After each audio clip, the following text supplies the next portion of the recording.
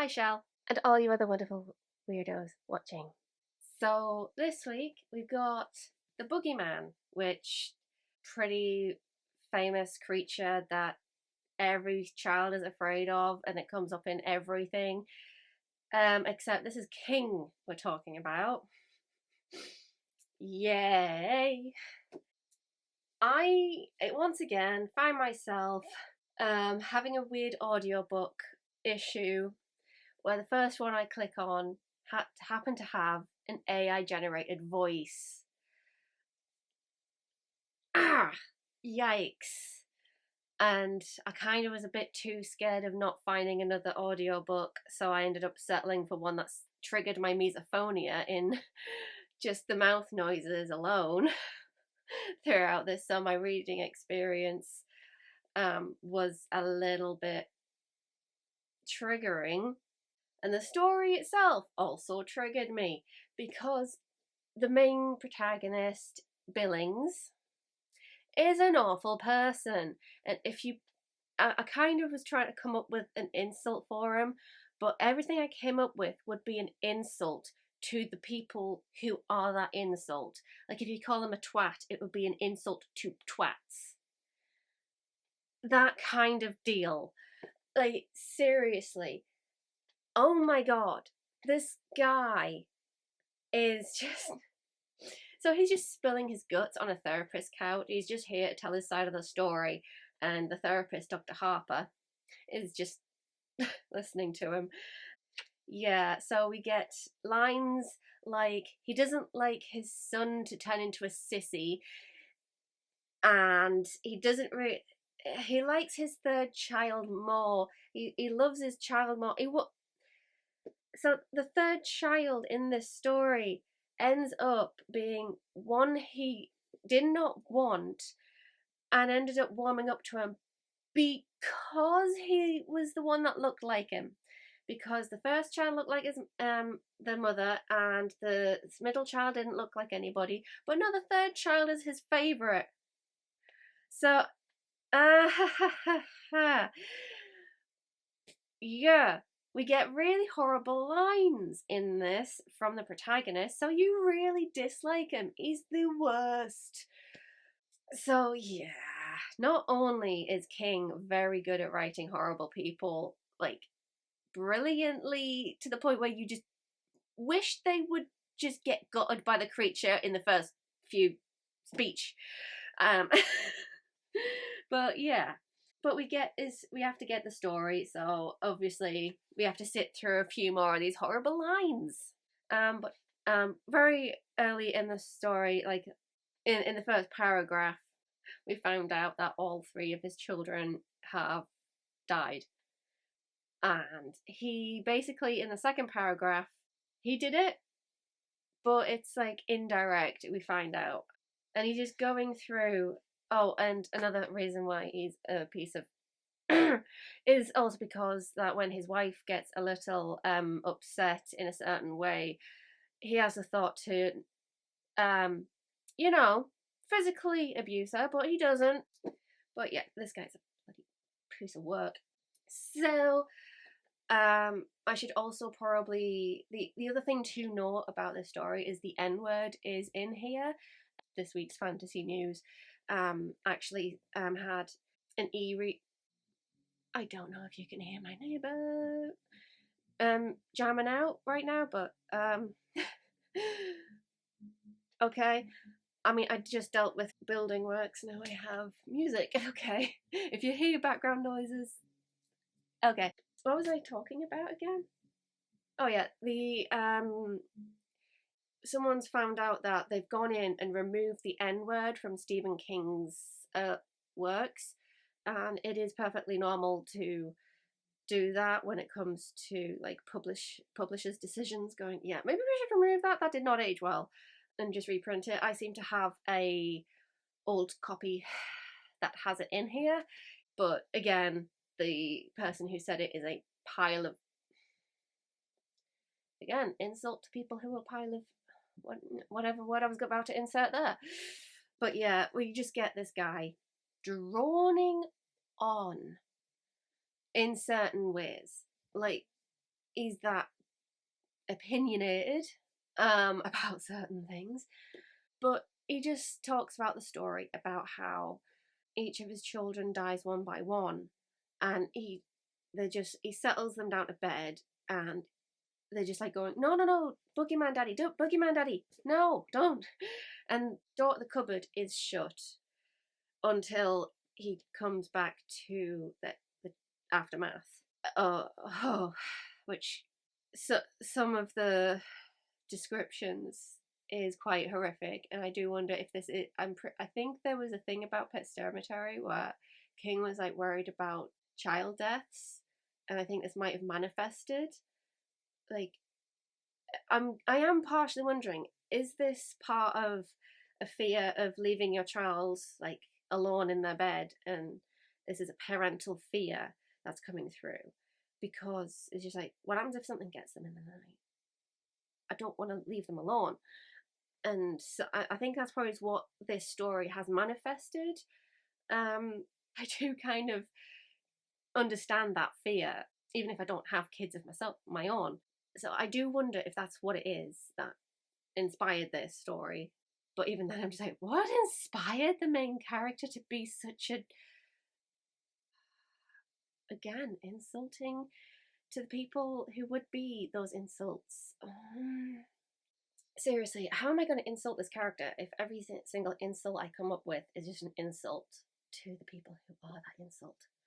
Anyways, so this guy is just like noting that every time he finds the aftermath of what the boogeyman does, the door of the cupboard is open a crack, and it's come through the cupboard. And as he's, but just before he tells the story, he's even like on edge, going, "Hang on, what's that door over there?"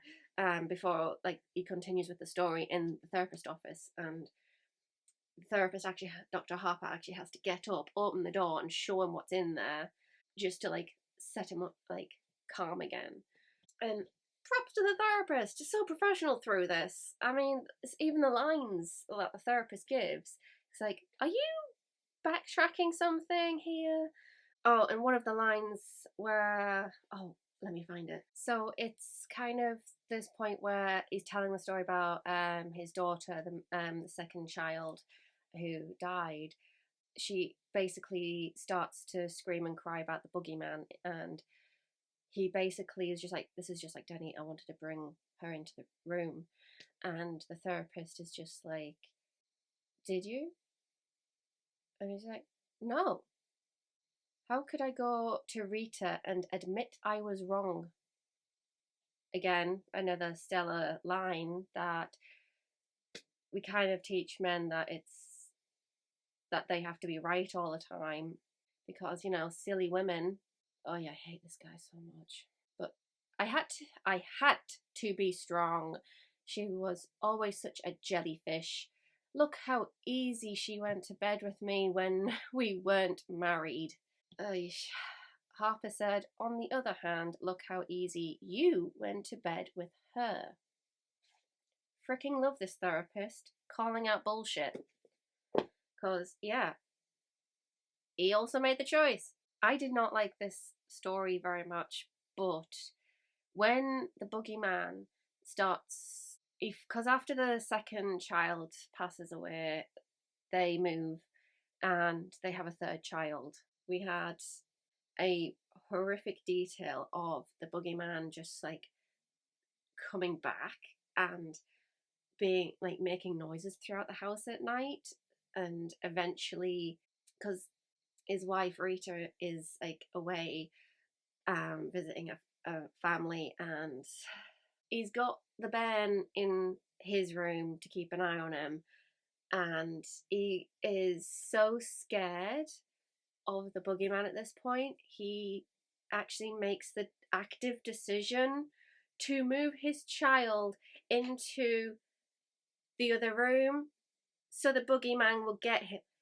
This guy, just when you think he couldn't stoop anymore, he actively offered his child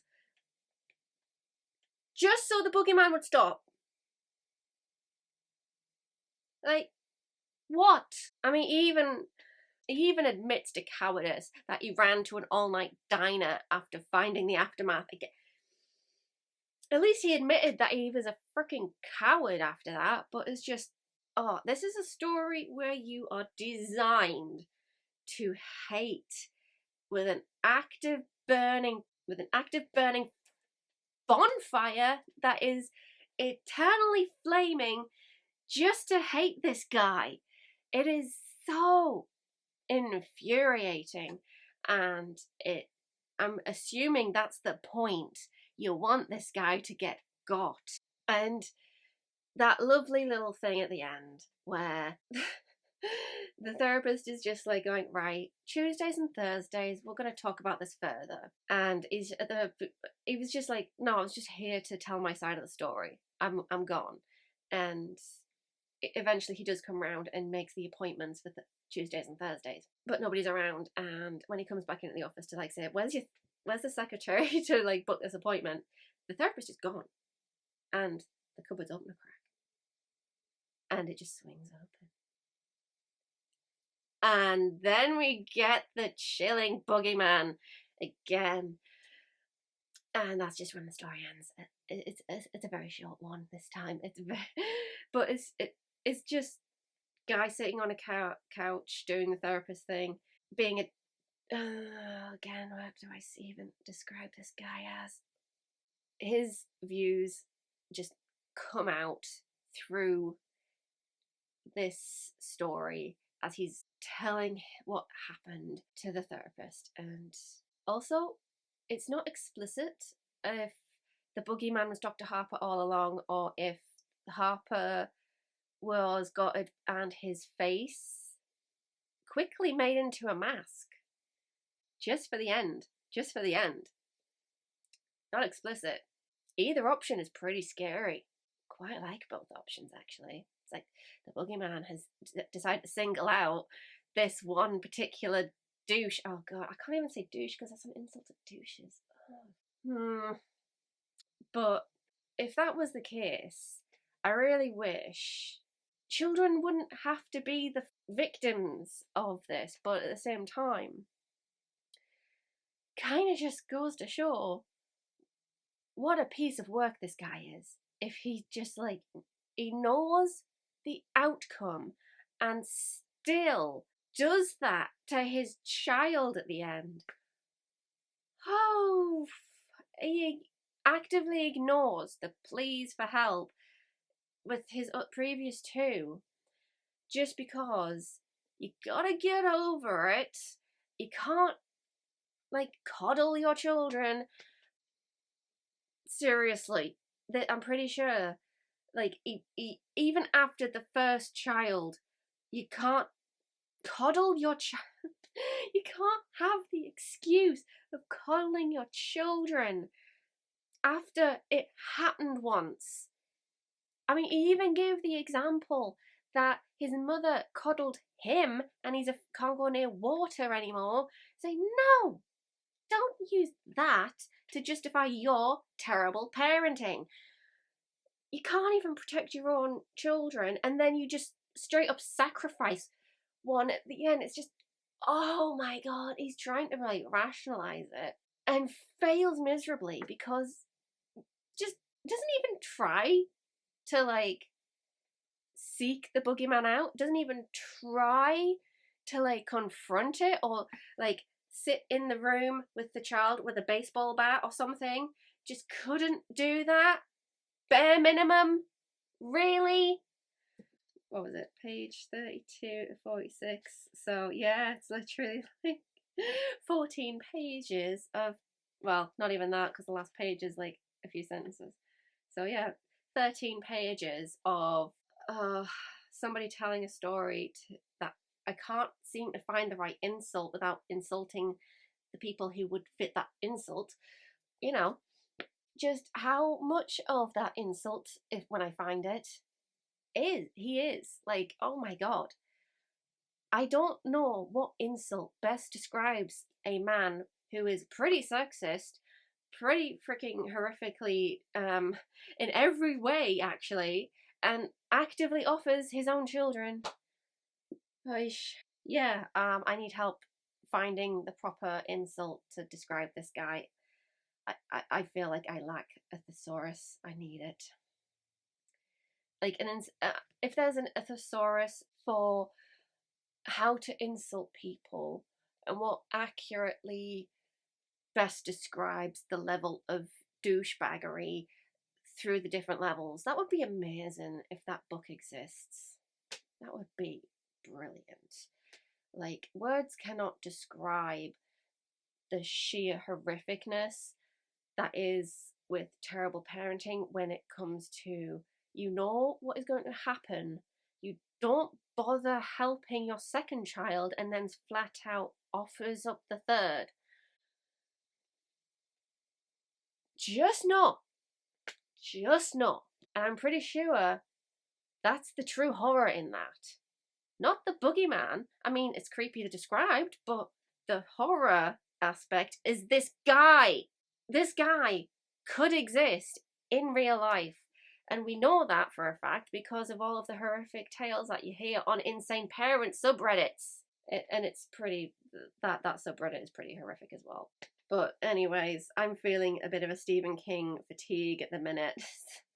I'll probably do one more short story and then have a slight break. I mean, I've got a few videos coming up planned, but yeah, next up we have Grey Matter, and I'm kind of just like, I'm starting to worry about the next one and how that's going to be terrible in whatever way, because there's always something that just throws it. But at the same time, in this story, it kind of works because you want this guy to suffer. But anyways, I've rambled on long enough for about whatever 13 pages was on. I just really hated this guy. So much so, I really, really went for it. I'm losing my good lighting. I think it's gonna rain. But that's this week's episode. Goodbye, Shell. And bye to all you other wonderful weirdos watching. Bye bye.